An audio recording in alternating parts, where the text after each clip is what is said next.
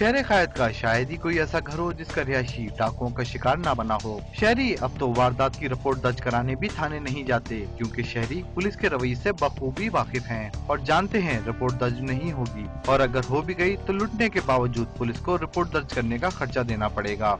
साल 2012 के पहले माह जनवरी में 556 गाड़ियों, 1668 मोटरसाइकिलों और 2115 मोबाइल फोन से शहरियों को महरूम कर दिया गया। फरवरी में 439 गाड़ियों, 1578 मोटरसाइकिलों और 1770 मोबाइल फोन से शहरियों को हाथ धोना पड़ा। मार्च में स्ट्रीट क्राइम की वारदातों में इंतहाई हद तक इजाफा हुआ और 1347 गाड़ियां, 5148 मोटरसाइकिलें और 1755 मोबाइल फोन छीने और चोरी किए गए। अप्रैल में 414 गाड़ियों, 1695 मोटरसाइकिलों और 1712 मोबाइल फोन से शहरी महरूम कर दिए गए। मई में 510 गाड़ियों, 1887 मोटरसाइकिलों और 1990 मोबाइल फोन से शहरियों को महरूम कर दिया गया।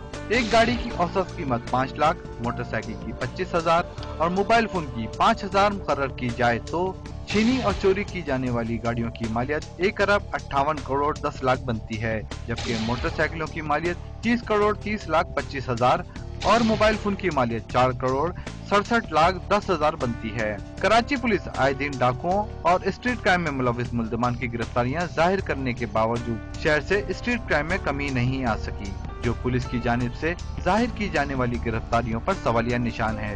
Imran Hafeez, Dawn News, Karachi.